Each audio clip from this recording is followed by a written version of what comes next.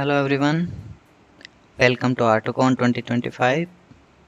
Thanks for tuning into Radar conference. I am Govind and I am presenting how to reverse Android runtime application self-protection using R2 and Frida.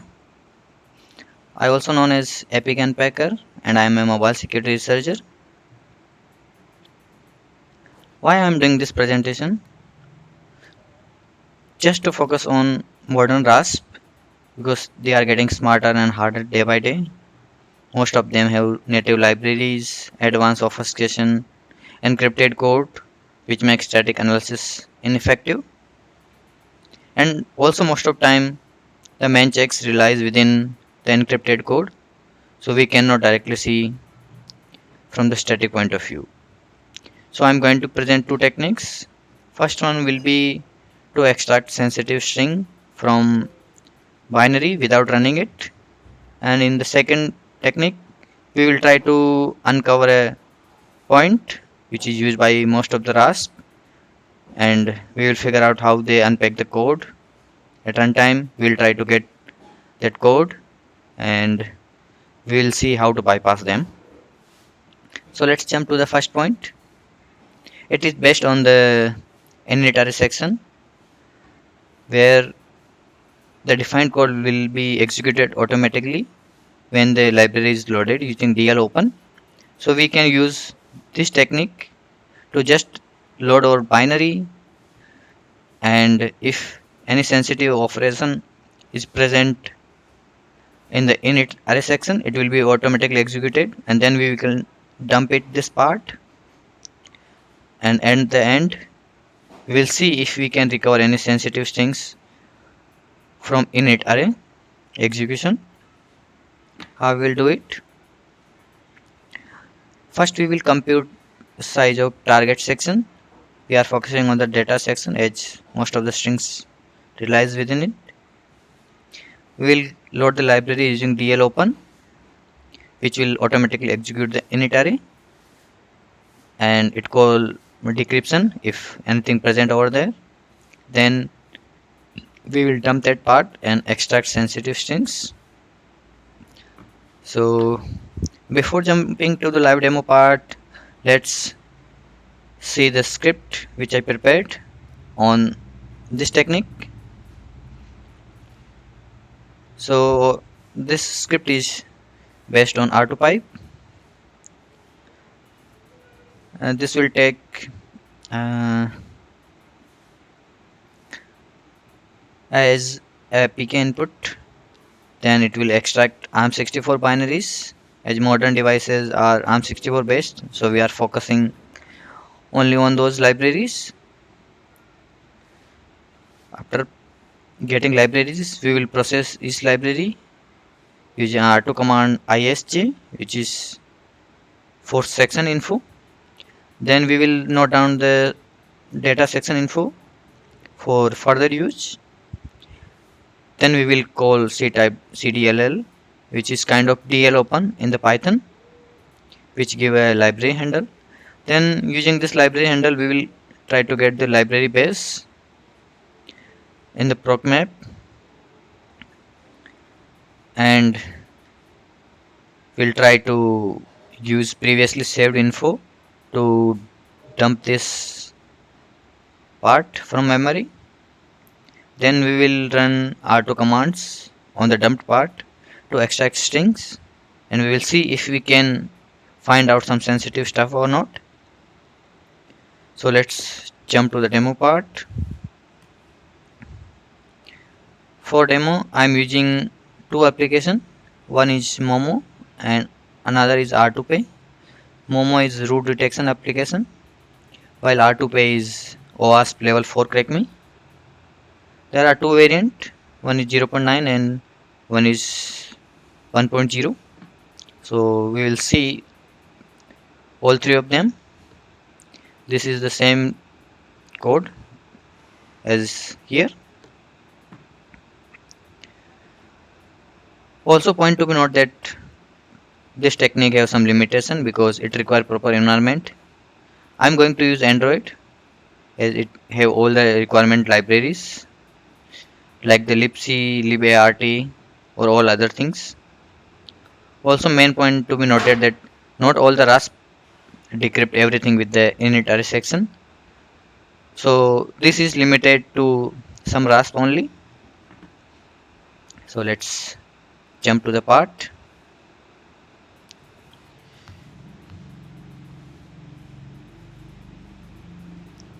I'm using Termax as it have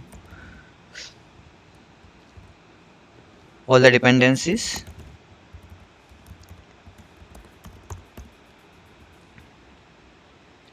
And first we will try to execute our script on Momo.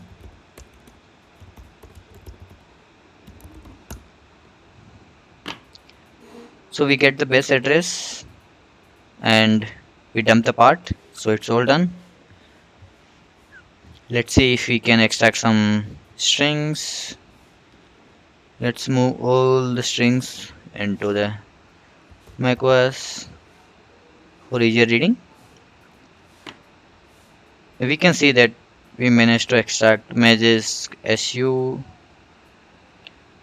ADB modules, root, remount, mount info related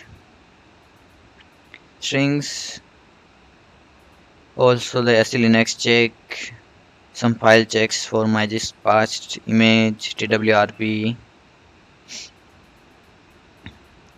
JIGIS, lspose. So basically we extracted all the strings used for detection in the Momo app without running the application.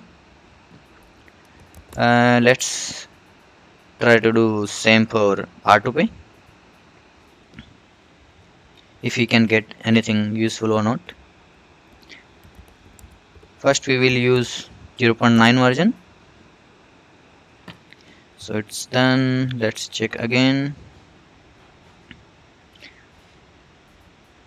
As the number of strings are very high, I cannot just directly copy paste over here because of streaming limitation.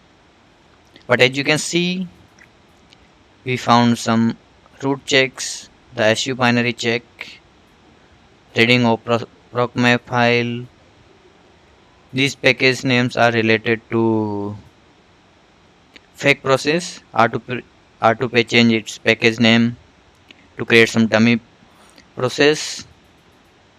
Also found the gmain, which is a thread of Frida, tracer PID, which is used for debugger detection, and maybe the libc for anti-tampering check. So overall we know that it is checking for the SU binaries and Frida using gmain and the tampering of libc. That's our assumption. So let's try to do same for version v.1.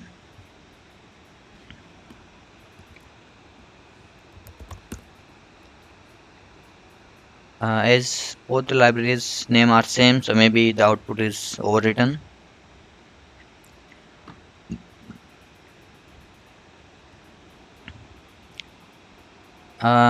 Here we can also say that it is almost same, the SU binary check, but this Frida agent main check is new in this one because it was not there in previous version. Other package name are same. The new detection for Frida thread based on gum.js loop name. Also the injector, which is for Frida inject check. The tracer PID check, which is for debugger, and the rest of things remain same. So basically we figured out sensitive stuff without running the R2P application. So on the real attack we can focus on that what things are being checked, so we can adjust things accordingly. So our first stuff technique of init array is completed. So let's jump to the second technique.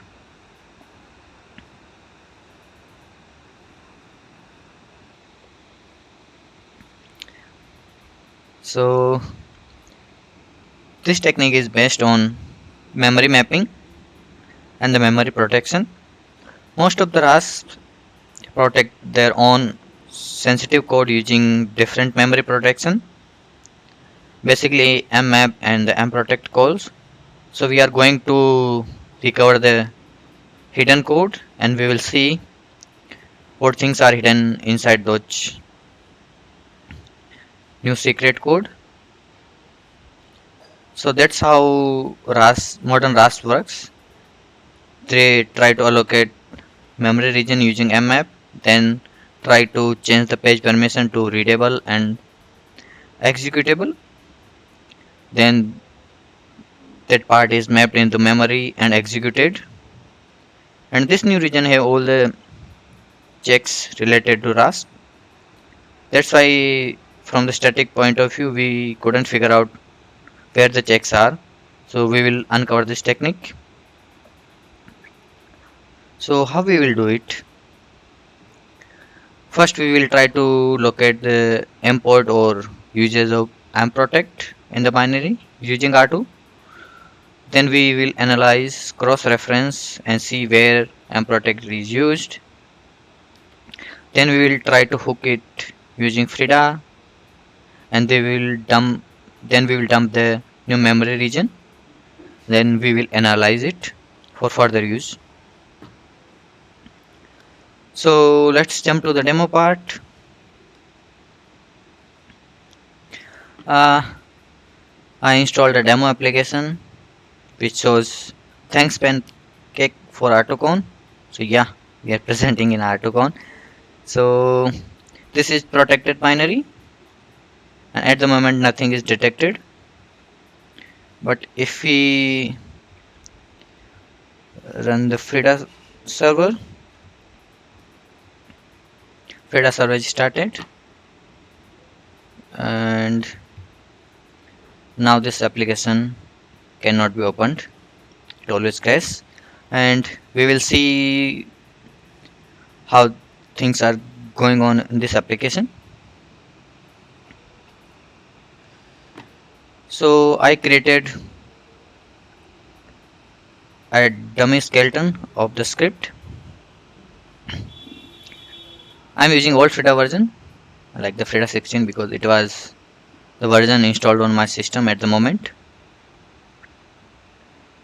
And noted down some mprotect different memory protection which help us in during analysis, and we are interested in readable and executable part only. The value is 5. So let's jump to the actual binary. I extracted binary from that demo application. Let's name it librasp. We are not saying the actual name. And we will analyze the binary. Then we will set OS as a Linux because it will find the syscall better on the Android binary. Then we will use as command to list down the syscall used. We can see that 3 mprotect call are there. We will analyze one by one, and we will see if which is interesting one. And one of the call is used here, and from the mprotect uses we can see that it use 3 argument. One is address, second is size, and third will be the protection, which will be moved in the x2 register. As we can see, it is moving as a value of 3, which is readable and writable only, but we are interested in value readable and executable only. So we can skip this part and jump to the second one.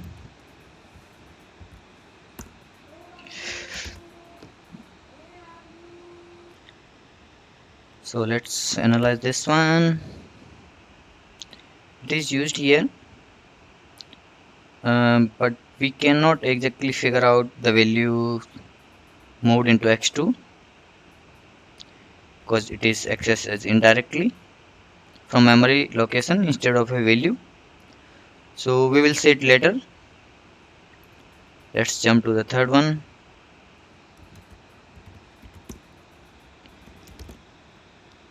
It is used here, and we can clearly see that value of 1 is moved here, which is just a readable value, and this is not important for us. So 3 of them are used, and one is moving 1 and another is moving 3 value. So we will target the second one as our interest.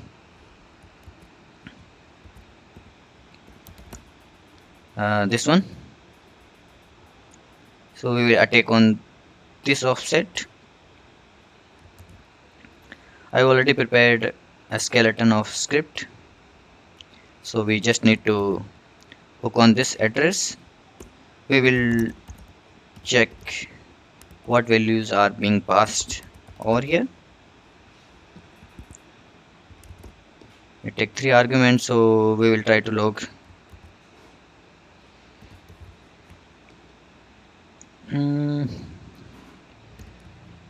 okay.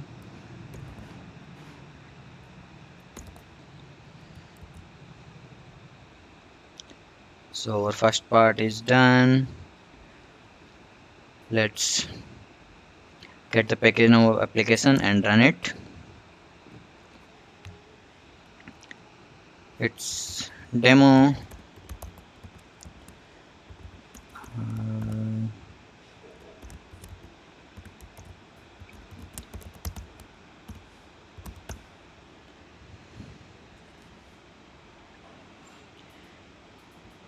As you can see, the application is crashed,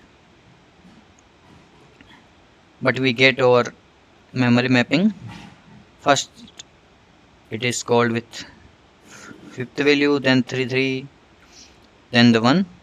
We are interested on this part only because that's the readable and executable. So let's modify the script, and we are checking if this save value of 5, and we will dump this part. Let's call address x0, size is second argument. We are converting into integer for dumping purpose, and we won't need third argument anyway. I already coded some dumping part, so we will call the dump script here with the given address and the size when the protection is 0x5.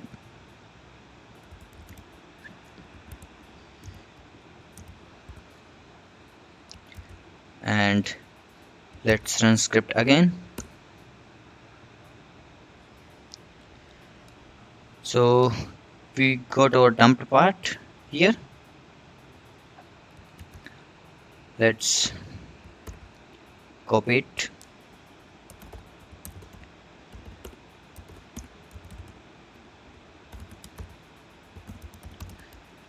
We copied this to SD card,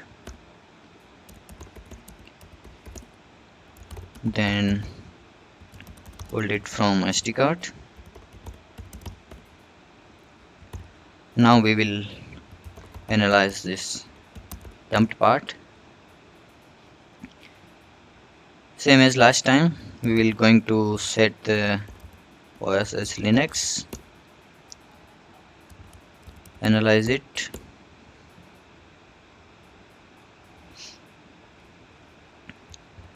analyze is done. If you want to see this syscall used in this, we can use same command. As we can see, there are tons of syscall used.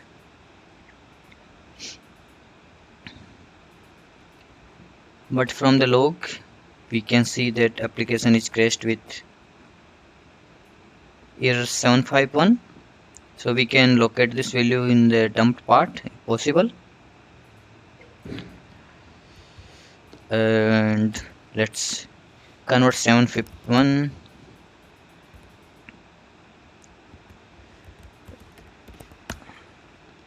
in the hex. It's 2ef. So we are going to search this value in the dumped part. For this we can use the AD command to search the value. As you can see, this address is moving this value into X0 register. So let's jump to this part and we can decompile it if needed. So the value is being written here, and it have some checks, and at the end it is returning this value all over the place. In the idle condition it is returning 0 while setting this variable as 1.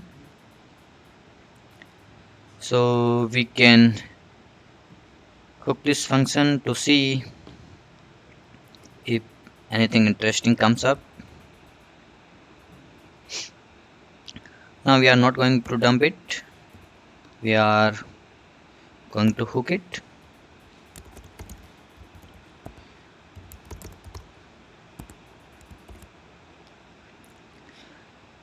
Just to remember that now this address will be used as a base address for this or dumped binary, and the offset we got here will be added into this address. So we will add this offset here, and then we will hook it.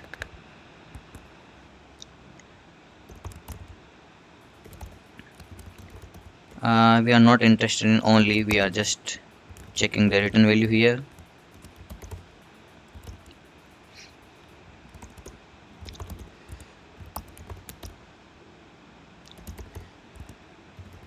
Let's try to print it.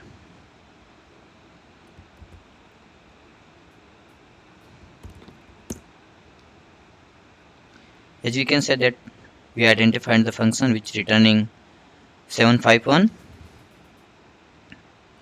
If we want to bypass this detection, we can just replace this with 0.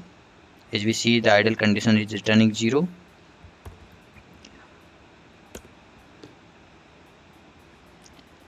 Now it is again crashing,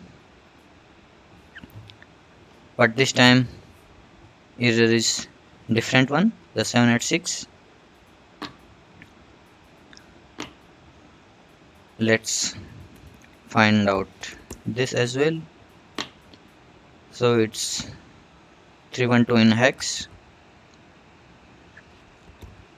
We will try to find this address.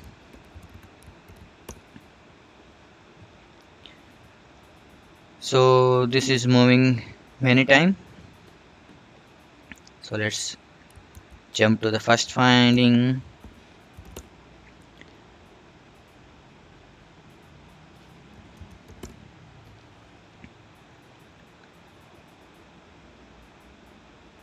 And we see that it is written here. Also the different error code if we can map it. So it's just initializing a long function and returning values. Let's see if we can return 0 in this function as well to bypass the detection. We are using same technique, this different address. First we will confirm if it is really returning the value.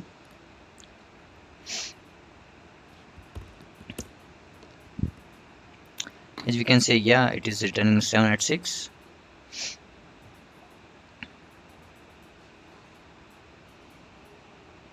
Let's try to return 0 here as well.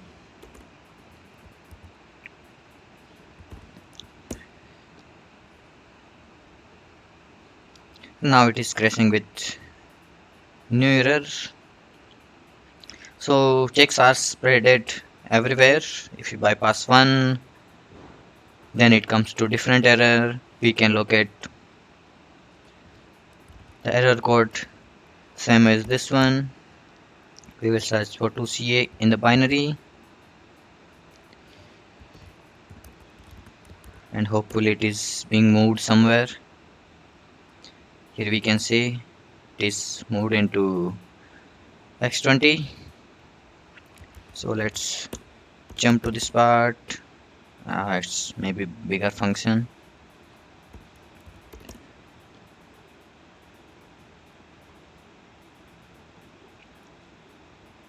So different values are being moved here. Maybe another error code. Here we can see things are moved differently. So we can just target this function as well, same like others.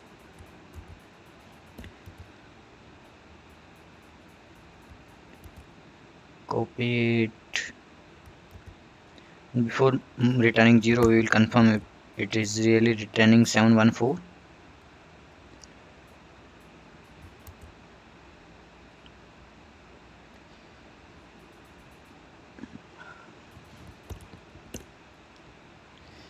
As we can say, it is really returning 714, so we can just return 0 here. So this detection will be bypassed.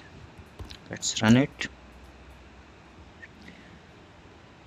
Now process is crashed without showing the error. So we will try to figure out on which point these are triggered. As we see in the first point, some global variables were set. In case of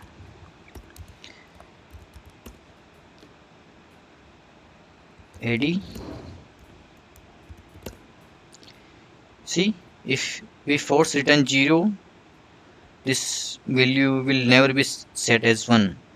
So we just return 1 here forcefully, but program is not reached here. So this value is being checked somewhere else, and which goes crash. So we'll figure out what this function is doing.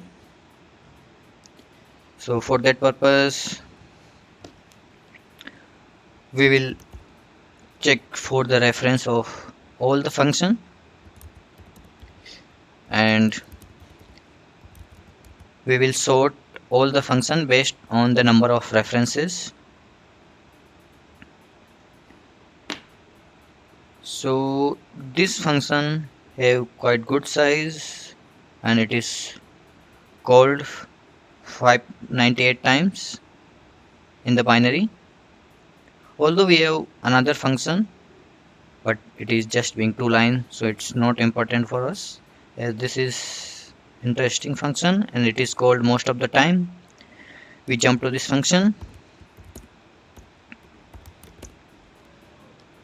and it looks like some shifting stuff, so maybe the string part is controlled by this function. We can see the reference that it is called many times. So let's hook this function,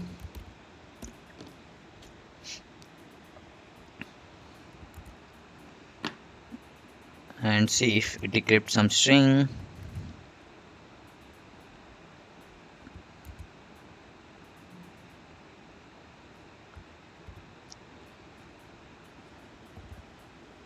As we are guessing it's strings, so we will read as string instead of integer.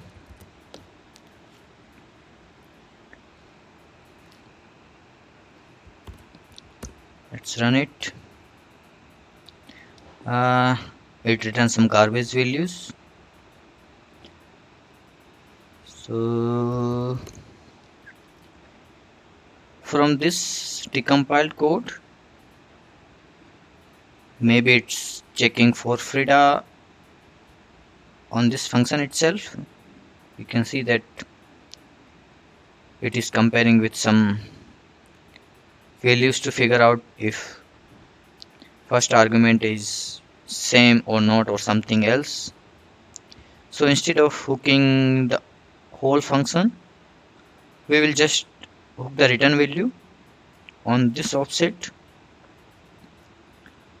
to not trigger this part, because you are not hooking the 5 part, you are hooking on the end of this function. So let's hook this function and not the function offset.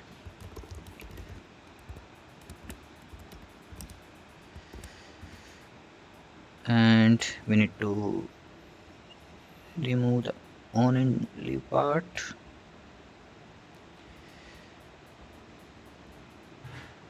As generally return value is being passed in x0 value, we're going to read x0 as a string, and we'll see if we got some interesting strings. As we can see, we got interesting strings like the debugger check, Frida, agent row,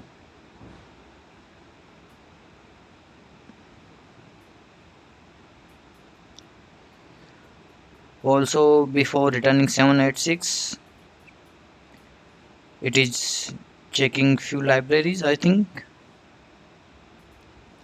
Also checking the exit function.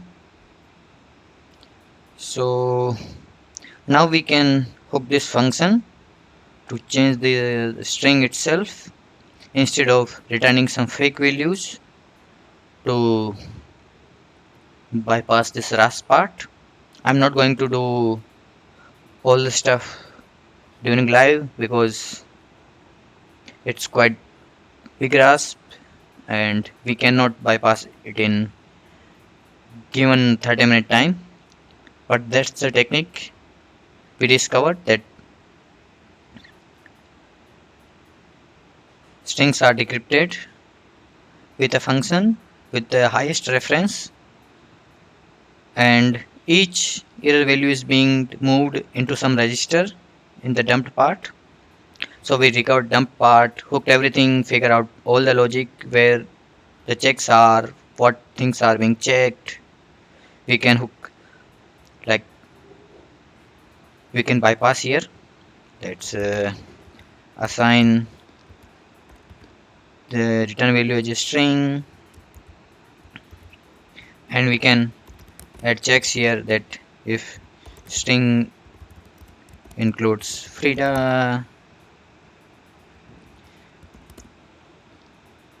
let's say log only when it includes Frida, we can write here different value in the x0.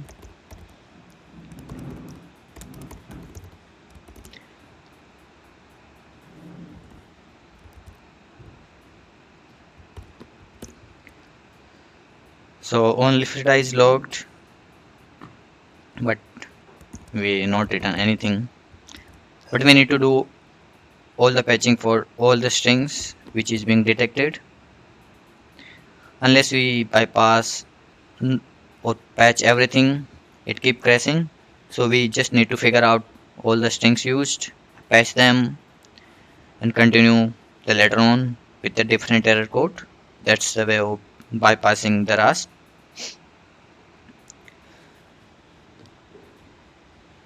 So we're done with the live demo. Thanks for watching, in which we discovered how we dumped the sensitive secret part which is unpacked at runtime. We hooked stuff here and there and figure out the logic used in the detection, and we patched it to bypass few of the checks. Although we are not going to do all the bypass here, but you can continue. Thanks for watching. Keep learning. Thank you.